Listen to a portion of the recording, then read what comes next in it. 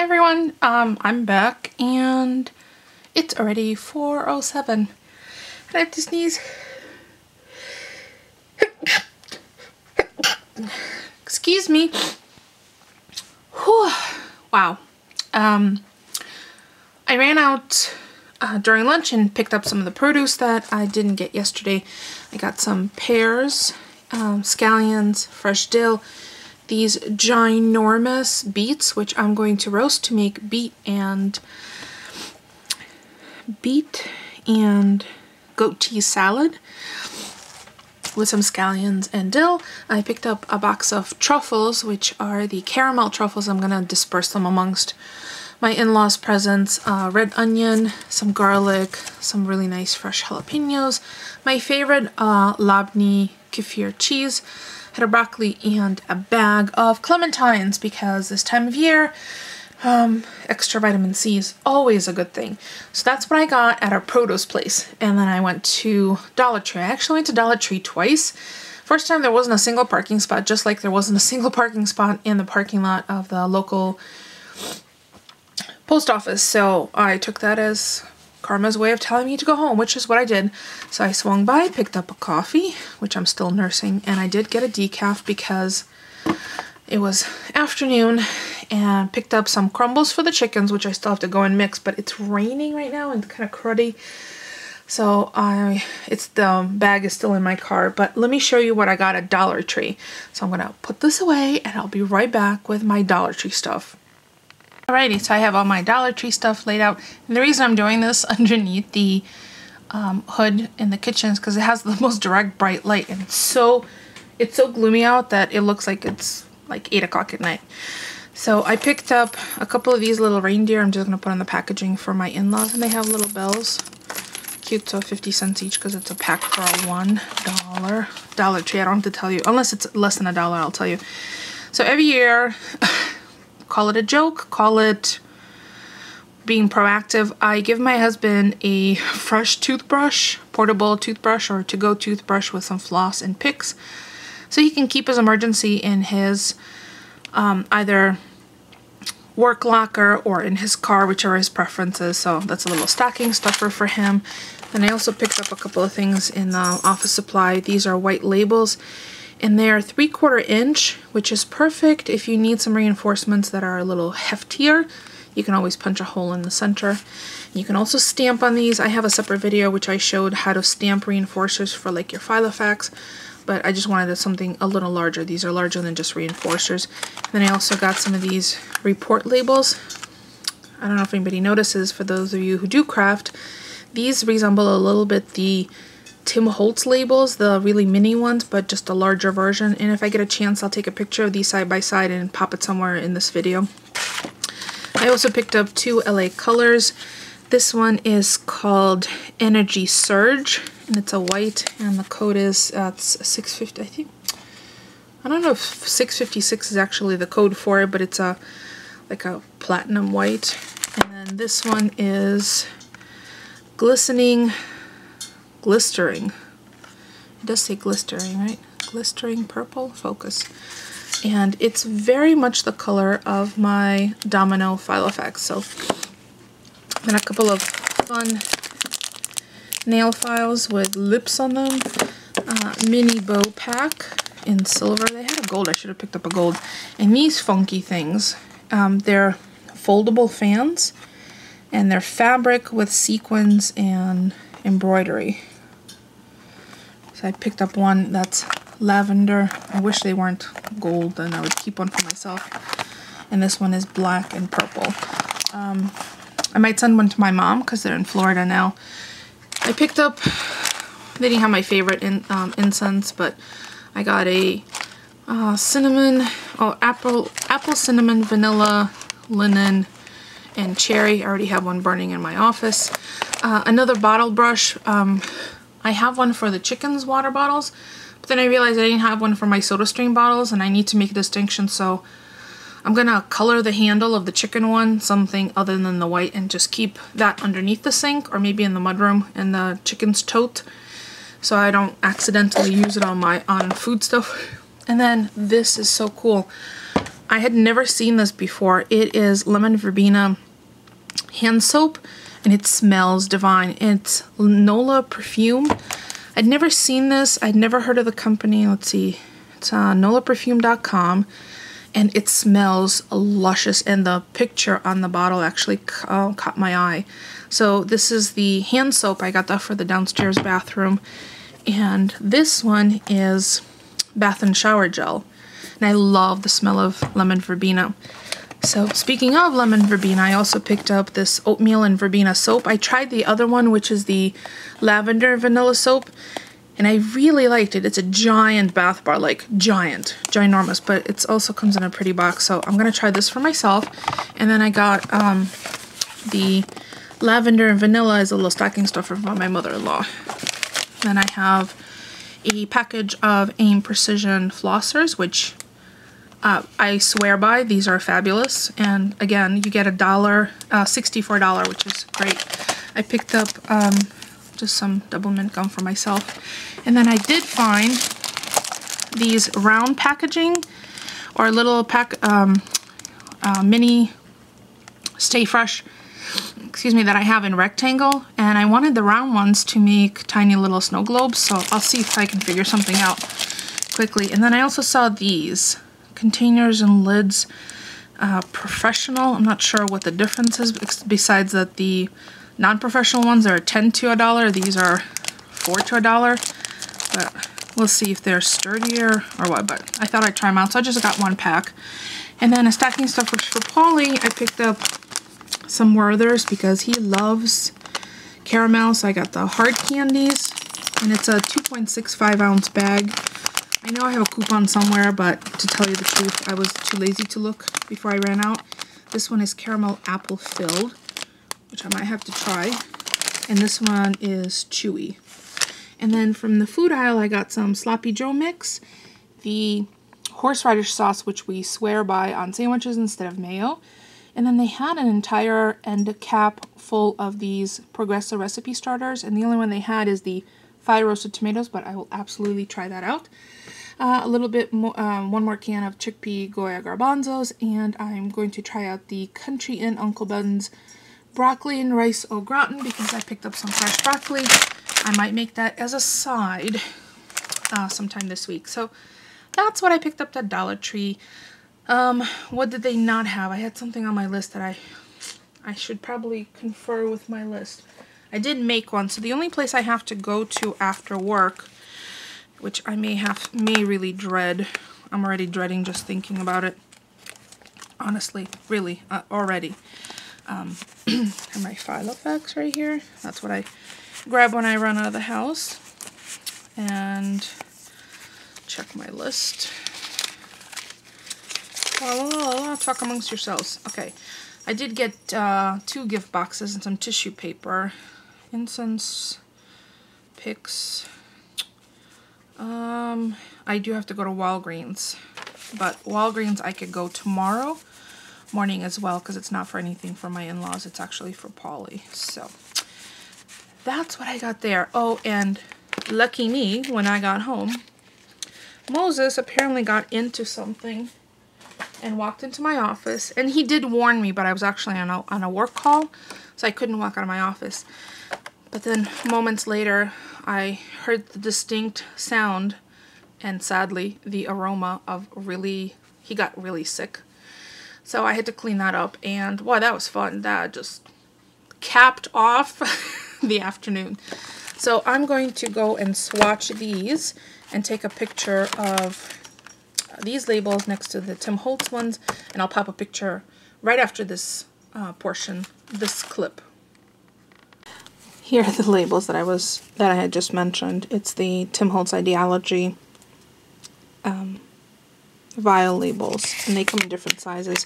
The base of them is cream versus this white, but it does coordinate quite nicely because it's similar shape.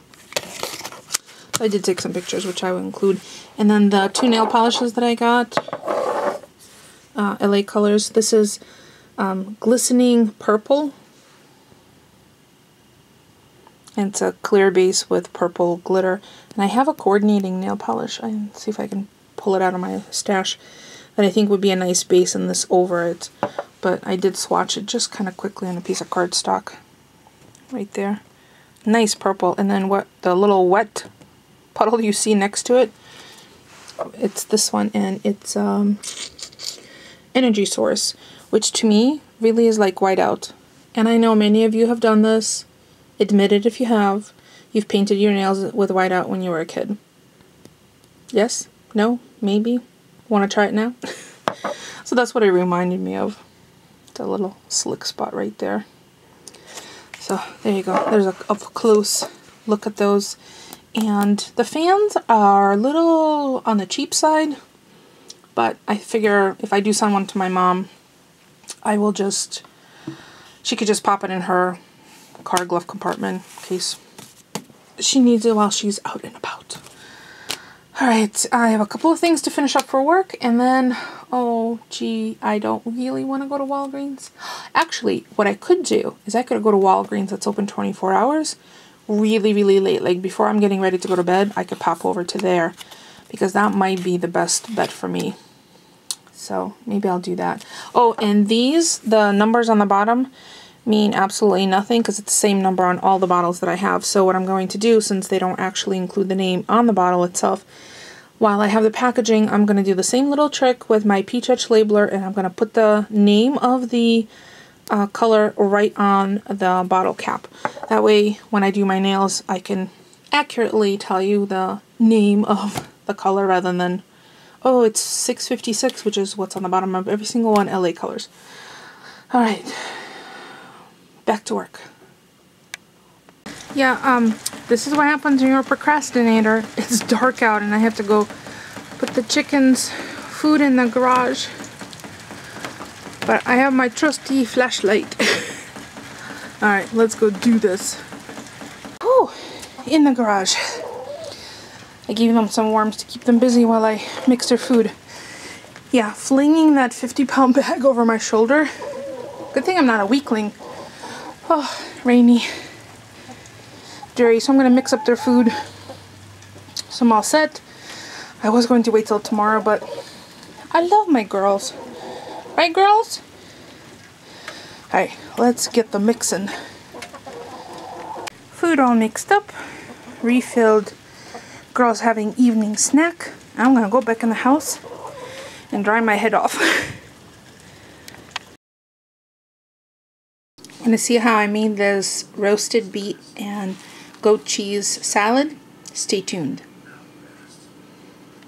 Well, it's hours later, and as you can see, I've roasted the beets. They were in the oven for an hour and 15 minutes because at 400 degrees because they're so ginormous. They're larger than a softball. Two really big beets. So I'm going to let them cool so I can handle them and peel off the skins. As you can see, I've stabbed one. Oh, look at that. And for those of you who might not know, beet juice is a natural dye agent. So if you want to dye something, this is what you want to use. So that's why I'm taking precaution, and I'm going to wait till they're cool to the touch, so I might even save some of that juice for the vinaigrette that I'm going to make. I think I might make a, oh, look at that. Look, it looks like it's bleeding, but it's not. And I think I have some greens that I could use, and look at them, they're bubbling away. Steam rising off of them. So I have a recipe, kind of a loose recipe that I might follow. Just dice them up and add goat cheese over some greens with a vinaigrette. And I think I have some, oh my gosh, I'm having a brain fart. Some walnut oil, which I hope I have some walnuts. I know I just wrapped some walnuts for my mother-in-law, but I don't know if I have any of my own. So I might have to make a little bit of a substitution. So I think this would be a nice side salad because it could be served at room temperature. For when Paulie gets home, probably very, very late tonight, but I'm going to eat without him. And I'm going to be making mushroom burger as the main protein for Meatless Monday, and the beet salad on the side. So I'll show you the rest of the process. I'm going to scrape off the skin. I'm just using this sharp little paring knife, and as you see, the skin just peels back. I kind of don't want to get dirty, and I don't want to get my cutting board all dyed up. So it peels off nicely. I could have pre-peeled it, but that would have created a crusty surface on the outside, so it's just as easy to do it afterwards. Not a problem. And since it's just 2 large ones, I'm not dealing with a lot of little ones. I think it'll go much faster.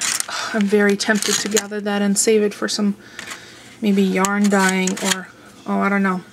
It's so vivid. It's like this pomegranate color. It's gorgeous.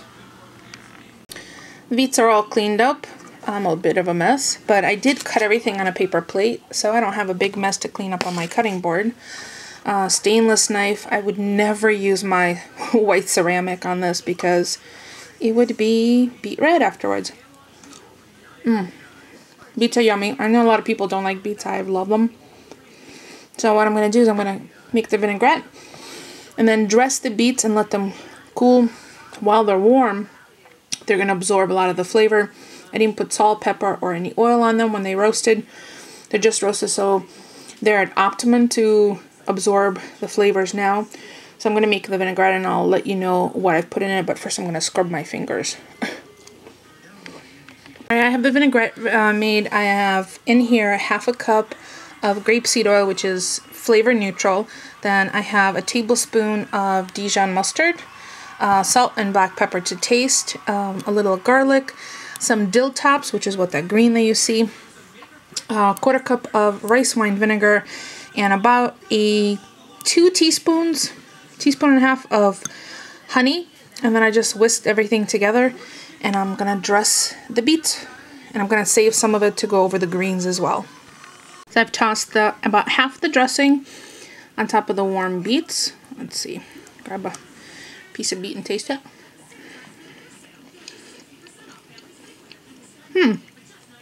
I think what I might do is just add a little salt and black pepper right on top of the beets, and some fresh dill once they cool. I don't want to put the dill on the warm beets, but definitely the dressing on the beets, because that's going to make that flavor really stick and kind of penetrate through the roasted flesh of the beet.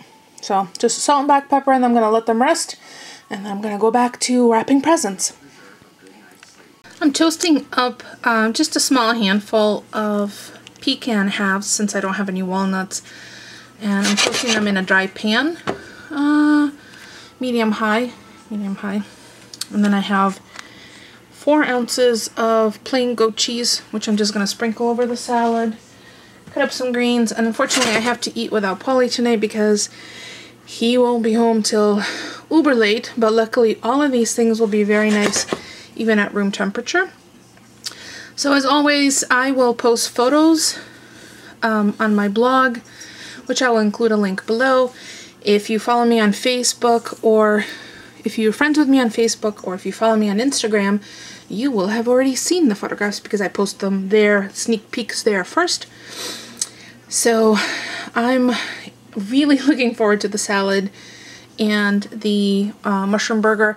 As a matter of fact, I think depending on how big the salad, I end up making the salad, I might not have any bread with a burger and just make the mushroom burger in this pan after I toast up the nuts. And you know they're toasting up when you could start to smell the oils releasing in them. Don't do this because I have asbestos fingers. I'm just going to turn them over a little. And yeah, I'm gonna call it a night. Thank you for joining me today. Lots of things to do around the house and errands. As always, don't forget to thumbs up. It's free for you and it helps me out. And I hope everybody has a fabulous Christmas Eve tomorrow, if that's what you're celebrating. We're going to try and make it out with the camera to take a look at the lights in the neighborhood. Thanks for watching, everybody.